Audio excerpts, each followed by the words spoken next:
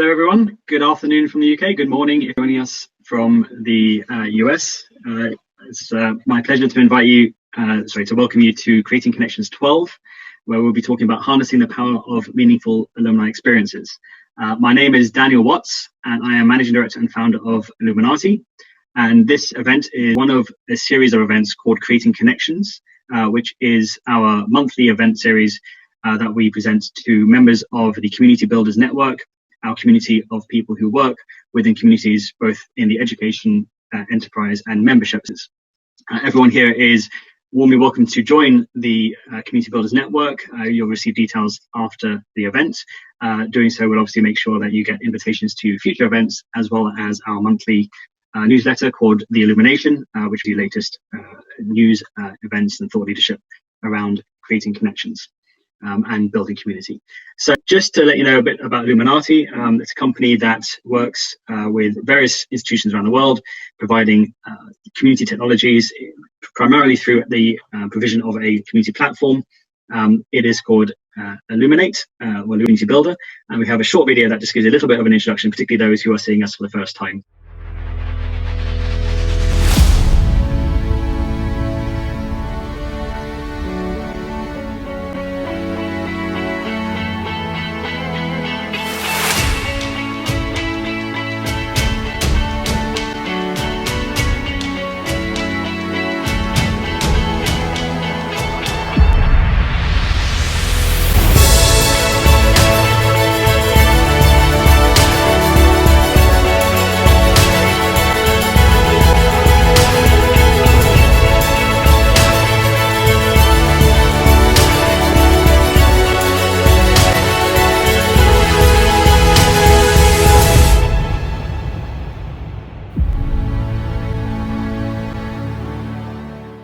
Okay, so yes, if you'd like to see more about that platform, please join us at the table after the Q&A.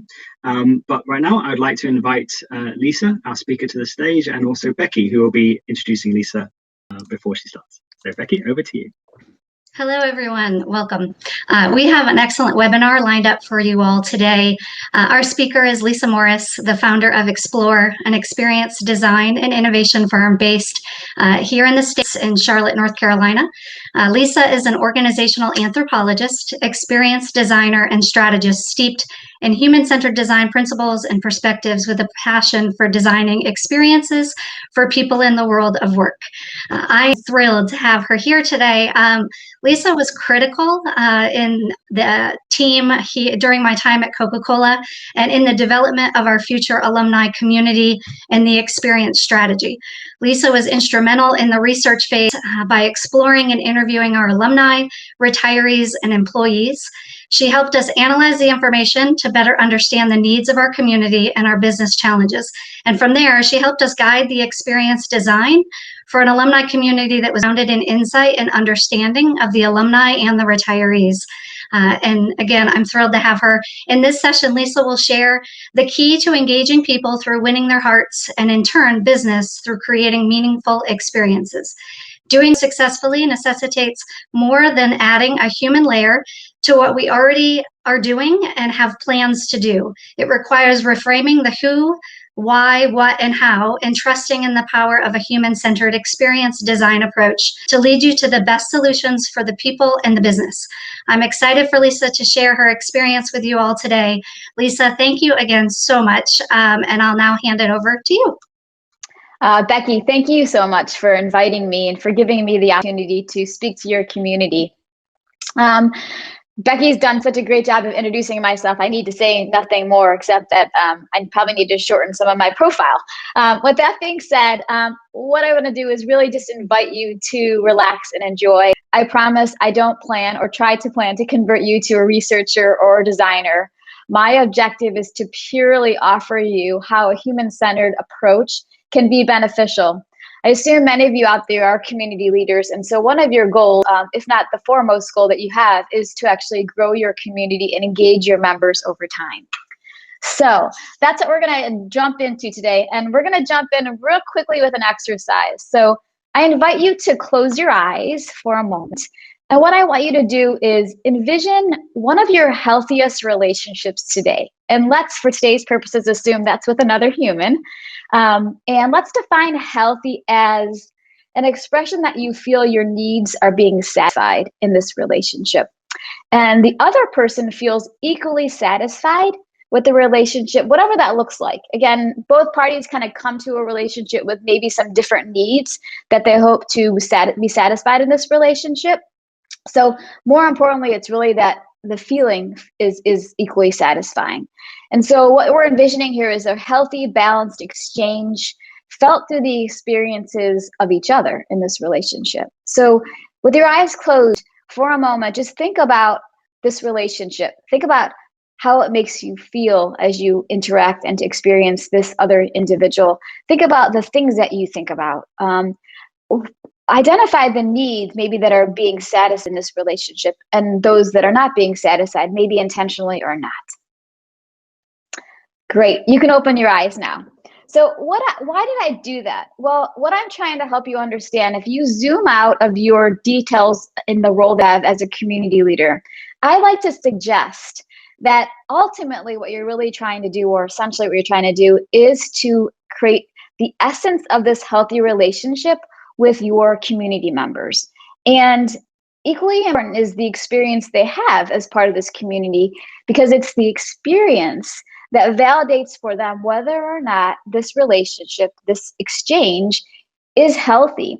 And from there, it influences their decision making about whether they engage, whether they stay engaged in the relationship, whether they even maybe engage more deeply, or whether they unfortunately disengage. I am going to share for you now my slides, so just bear with me for a moment. What I believe the organizations are well-intended. I think that they aspire to create a very balanced, if you will, mutual value exchange. I believe the challenge lies in their approach to getting there. And for that matter, I think it therefore compromises some of the results they receive. When working with my clients, like a good expert, I always start with an innocent question on my part, at least. The question is something like, who is this for? And why do you want to do this? And what I often hear is a couple of different things. Typical is like, that's a great question. I think we're still working on that. Or I hear, well, the organization needs, the business wants, ... the institution hopes for, etc., etc.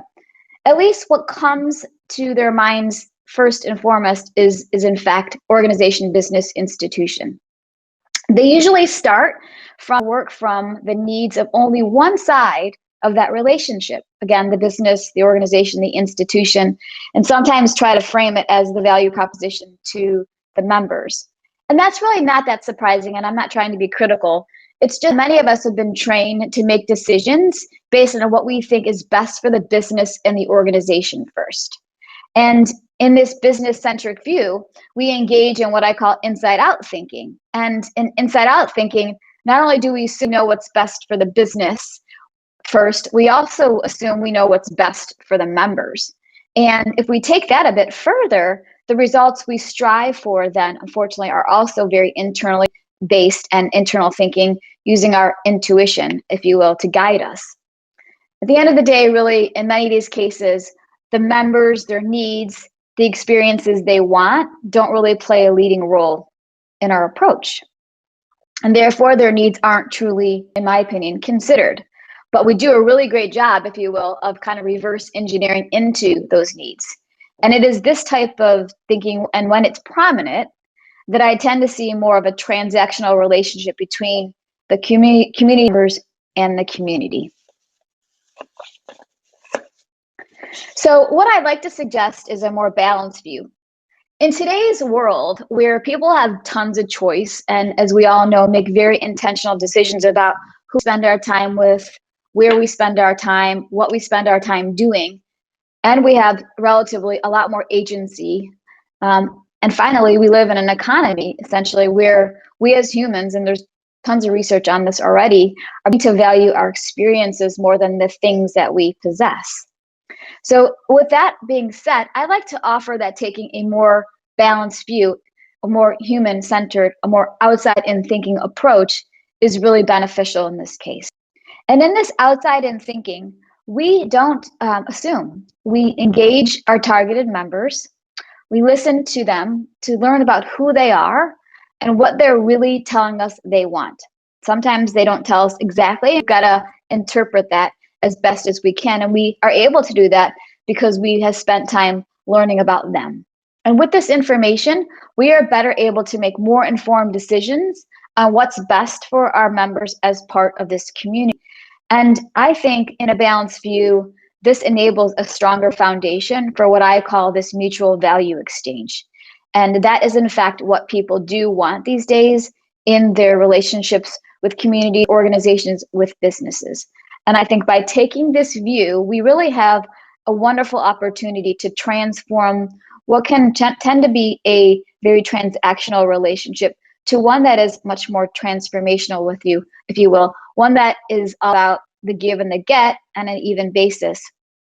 And in fact, these experiences that come from this value exchange tend to be much more meaningful for these members. And to me, that's the power of a human-centric approach.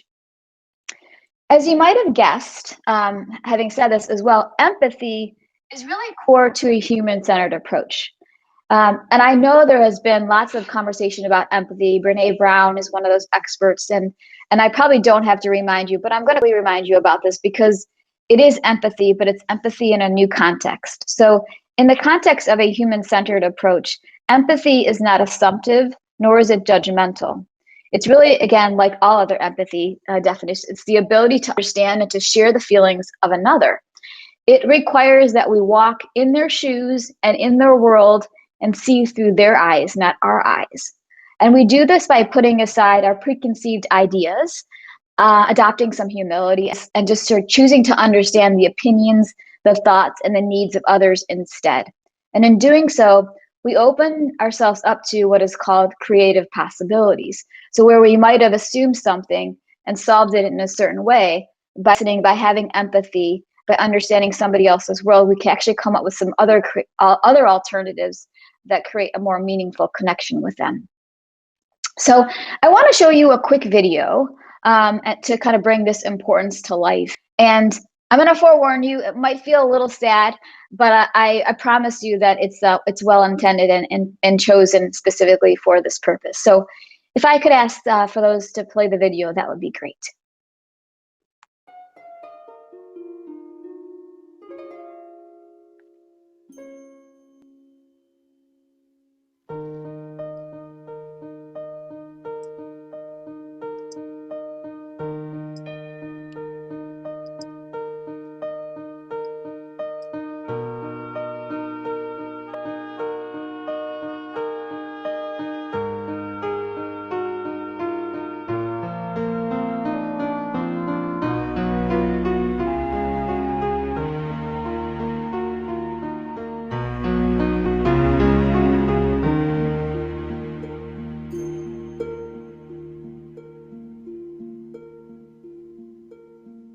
Alrighty, you might be asking yourself, why in fact did I play that video? Well, I in fact played the video because I want to demonstrate to you that if don't ask, we really don't know.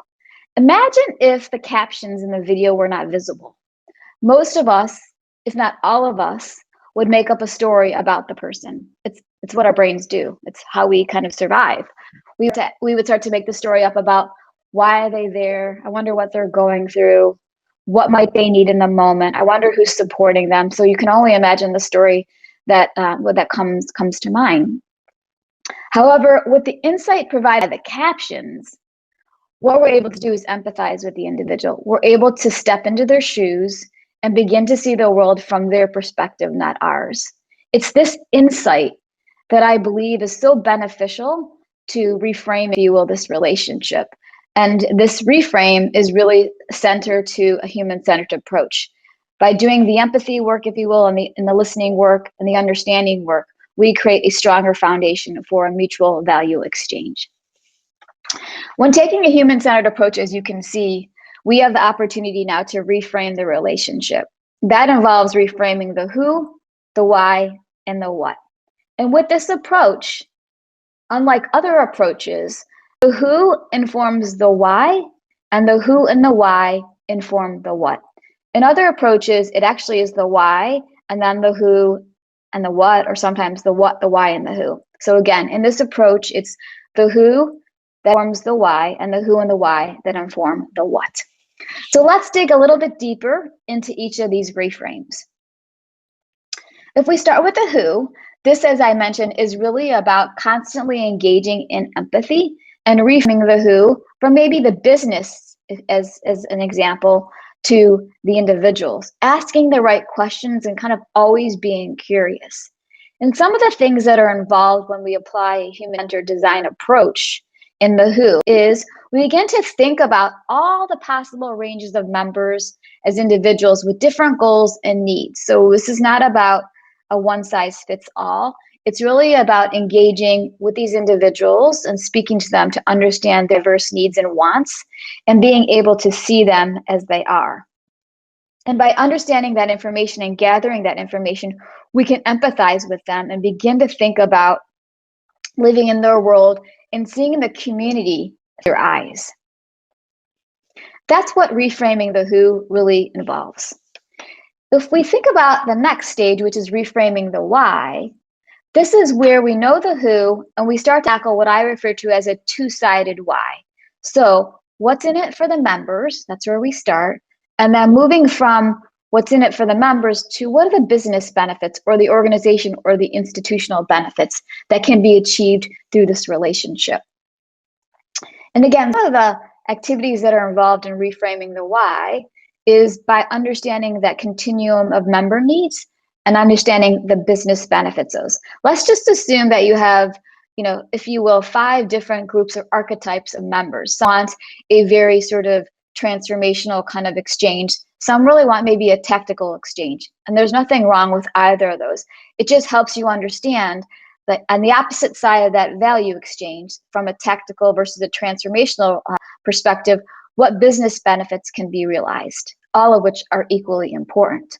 So once we have all of that, I think we're in a much better place to begin to articulate a community vision that really resonates with not only the members, but the institution, the business, the organization. We're able to craft a more meaningful purpose. And then the value proposition we see is really one that promises something we can truly deliver because we know, in fact, what the needs are of the community members. And more importantly, as you get to this stage, you begin to think about how do you tell that story through your brand. And that's really important because the brand, in fact, is really critical to the personality of the message. So making sure that that is all aligned becomes equally important as you get to this stage. And you bring it to life. And so many ways of bringing it to life involved creating the vision board or telling a vision story. And the kind of the power of doing that is that when you go to share this, to test it, feedback, people can actually envision what that experience feels like as they sit kind of in this new reality. Using that feedback as you engage with some of the targeted community members, you can refine, if you will, your messaging, or you can refine what makes sense for the business along with the brand. And kind of the final stage of reframing is the what. And, I'd like to just throw out there that sometimes, as I mentioned, we kind of start with the what. And so in many cases, when we're down the line or in the future, and we have to make important decisions because either affordability comes into play or capabilities are scarce, we don't have a really, sound database, if you will, to be able to make these decisions about what. And sometimes that makes us feel, uninformed about what's gonna change the community, how is it gonna be impacted. So as we said, starting with the who, moving to the why gives us even stronger decisioning power, and then we move into what. And as we do in any relationship, we want to co-create the what with some targeted members who play a role in kind of this co-creation process, as well as business leaders. And we invite these individuals to bring forward their ideas about not only what they need, but how can they see these needs being fulfilled? What kind of experiences, what do those experiences look like through them? And through this very collaborative approach, come to sort through a bunch of different ideas. And then we can start to converge, if you will, on what in fact can we offer as an experience, and what in fact is feasible and viable for our business to be able to deliver over time. With that, we have such insight then to begin to develop our future roadmap of how we design and build each of these offerings, starting from the desired experience we would like to create and moving back, versus starting from the offering and asking ourselves about what kind of experience do we want around.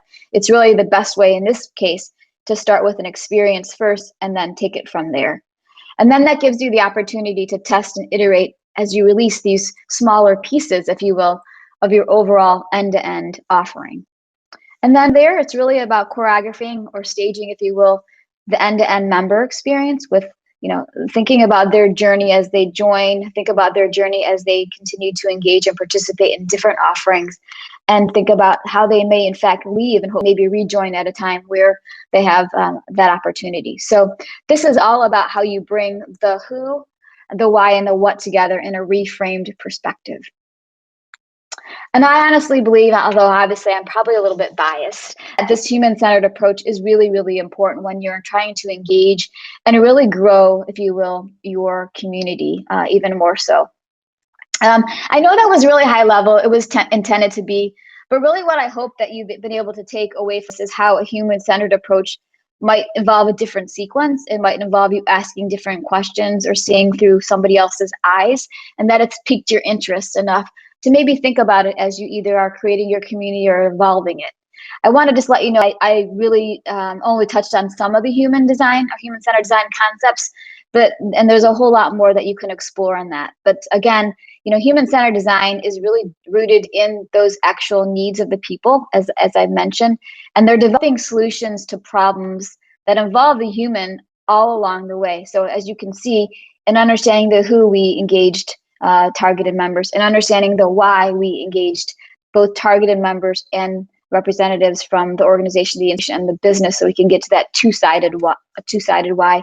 And then we engage them in the what.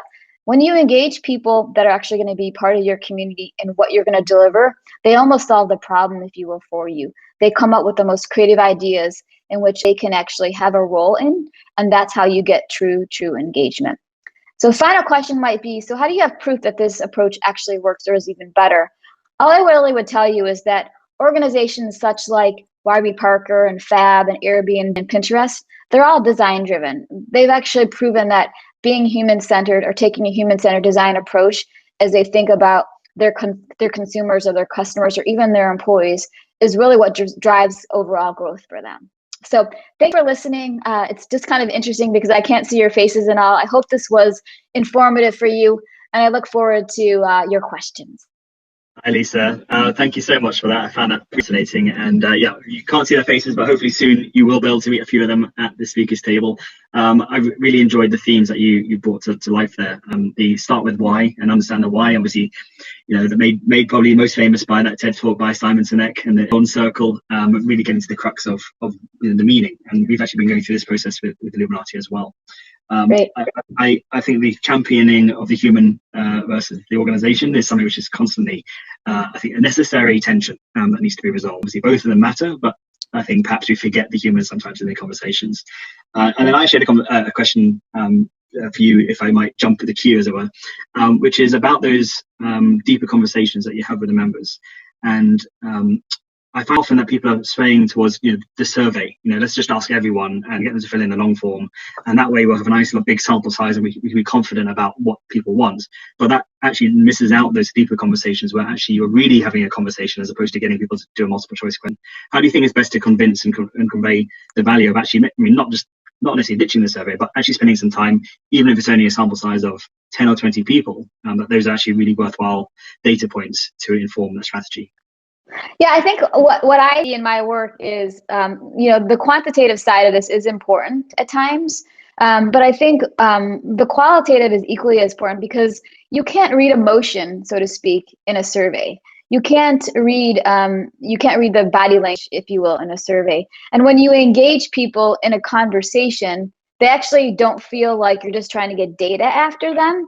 They really think, oh, okay, this is actually, you want to hear my point of view, not just via survey. You've actually taken the time to sit with me, to listen to me. And I know sit with me is not acceptable these days because we're living in this crazy virtual world. But the point is that when I can connect with you eye to eye and get close to you, if you will, and sit with you in your emotion, so to speak, I can actually see things that you can't show me in a survey. And so those human aspects of our personality, when we have a thought, emotion is the physiology response to us. So we get to see both of that when we do these qualitative kind of conversations. And I think for me, that's the joy of it. And it starts to actually open up some of the ideation. Like you can start to understand somebody a little bit more and say, so how would you actually think that would work? How would that work? Whereas in a survey, you're always pressed time, people getting frustrated with the number of questions you're going to ask them, and then you having to interpret something that you can't actually see the other side of. So hopefully that brings that to life, Daniel, and the benefits of doing that approach. Yeah, I think actually saying a survey is not a conversation, and it's a very different thing, conversation, as it goes both ways. Nicely and succinctly said. Thank you very much. I think it's also a lot more rapid because a survey takes planning. You got to get it out. You got to let people respond, and actually the conversations you can have. You can pick up the phone and speak to members, every day. And in fact, you can have it as a habit that you 2 or 3 calls a week. And that lets you come on to the last point, which is iteration, which is you launch and you're just starting. You got to listen, ask, listen, have these conversations, and then iterate and improve. But there's a couple more questions that come through. I think my team actually got a couple for you as well, which is how do you find a balance when community members want different things? So you're talking to all these people, and actually maybe they're actually contradicting. Someone says, I really like this page, and someone says, I really hate it. Like, what do you do? Well, the beauty of it is the balance, frankly. I think what you have to do is, like, if you're thinking about tactical things, maybe like a page, I think you have to think about options. So if somebody wants a page some way, there's got to be some optional settings of how they can have the page that way. So it's really about that user experience where it actually is attending to more than one need by letting user choose the way that they want to see it in many ways. If it's more about maybe, I think, physical, if you will, offering, so to speak, again, you, as a community leader, you have to be able to talk to a bunch of people to see the thematical things you're looking for and to be able to produce those over time. So as I mentioned in my presentation, the one size fits all doesn't really work. And I know that's how we used to try to solve things because we were really focused on efficiency and optimization. But I think our world is really about, if that's the way it works, it's going to be commoditized quite often. Mm-hmm. And so we need to think about the specialness of that. So it's always going to be that balance. But I think a lot of it is, how do you provide the user with the options built into choosing what they want to see or want to interact with or not interact with or see, kind of things. So that's how I would respond to that.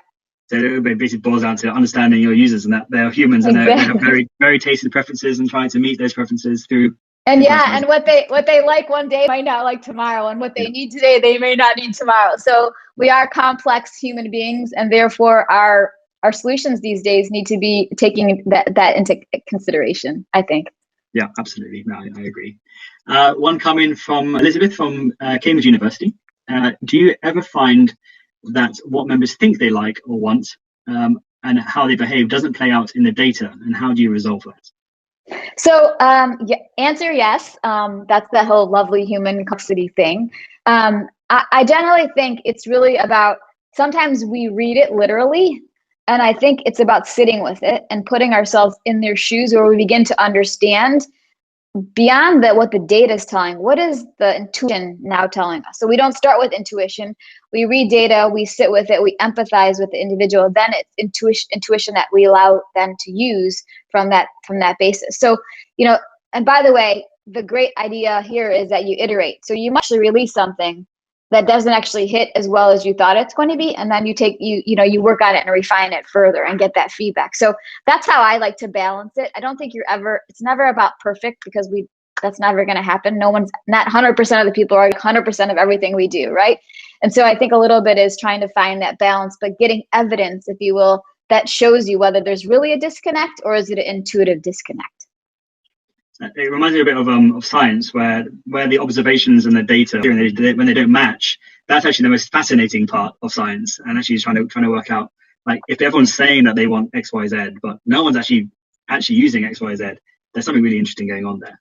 We're really good as humans to say that we want something, and in the moment to actually choose something else. So the other way to deal with that is to get as close as you can to understanding what they want and how they want it, and then watch what they do when they actually engage, And then from there, use that insight to refine what it is next that you can make even better for your community. So watching it, observing it. Yeah, and then have the conversation saying, oh, I noticed that you said you'd like this, but when we offered it, you didn't. Was there a reason for why you didn't take it on this occasion? Yeah, was it presented properly? Did it not have something you were looking for? Or did you really just tell us you thought that you wanted it, but in fact, in reality, it wasn't what you needed? So, or they didn't see it because you're talking to them on the wrong channel, and actually they missed out and they regret that. So, Yeah, absolutely. So many possibilities. Yeah. So many possibilities. Okay, I think time for one last question, which is actually from another one of our consultants. It's from Johanna, who is asking, what are some ways that organizations and institutions could have a more human-centric approach?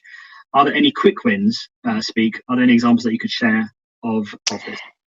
Yeah, I mean, I think the quickest win is to always ask why and by who and for what. I mean, sometimes I think we kind of get into autopilot. We just go do. And sometimes we're in the doing process. We're like, what? Wait a second. What do I use now to validate whether what I'm doing is right? So I think some of the quick wins is really to step back and to be grounded, if you will, in again, the who, the why, and the what all the way through. For example, I have worked with some big organizations, and I'm not speaking of Coca-Cola, so I just want to be clear because I know that Becky brought that up. But in some of my interactions with other people, they say we've got a community and we're trying to expand it. And I say, well, what's driving some of that? And they're like, well, we're just kind of looking for, the ability to have more talent, boomerang and that kind of thing. And I said, okay, that's interesting. So why would I want, why, if I think of it as a community, why want to be a boomerang into your organization? And they say, well, what do you mean? I'm like, it's our organization. It's great. And I'm kind of like, sorry, no, I got 5 other organizations competing for my attention right now because I've been through 5 organizations now. So a little bit is just, again, asking those questions to yourself and staying grounded those. And when people approach you, and they'll get used to this, when you start asking them the same questions, I think it's that kind of like, it's kind of the network where you ask it and then they start asking it and then somebody else starts asking it. And then you become a little bit more informed about why you're doing what you're doing and for who you're doing it for. And I think it's that kind of, I say, thinking process, if you will, that I think really starts the innovation and the human-centeredness, if you will, of an organization. So that's what I'll leave you with. Maybe it wasn't as tactical as an example, but I think it's a technique you can use, I think, to bring that forward. Yeah, the question I've often heard in previous conversations is just asking it, what's in it for me? Put yourself in their shoes and say, what's in it for me? And I think that the mind shift, that particularly for those of the audience who are coming from enterprise, is that when you're a big organization and you're working with, say, staff communities, you can do a lot of stuff based on effectively the compulsion that it's your job, you got to do it. But once they leave, or you're dealing with the wider communities, and even in universities, I guess, have a certain sense of like, well, I'm beholden to this institution to get my degree, therefore I should probably comply with the things they want me to do. Once they've gone off into the world and dealing with these bigger communities, they are, as you said, their attention is being competed for with 1,000 other companies looking for, and they are completely in control of what they do and don't do, and that shift might be necessary. Yeah. And as an alum, which is what we're kind of really focused on here, they don't owe you anything anymore. Like, they're not captive to your policies and your processes and their payback or anything like that. So now they're free. They're like they're somebody you really have to compete with. And I think getting that insight from them as to why they'd want to, in fact, engage after they left is really what holds that relationship together further. Just want to say, Lisa, thank you once again for joining us and being our spotlight speaker at this webinar. It's been really fascinating. If you found this video useful, please remember to like, share, and subscribe to our channel.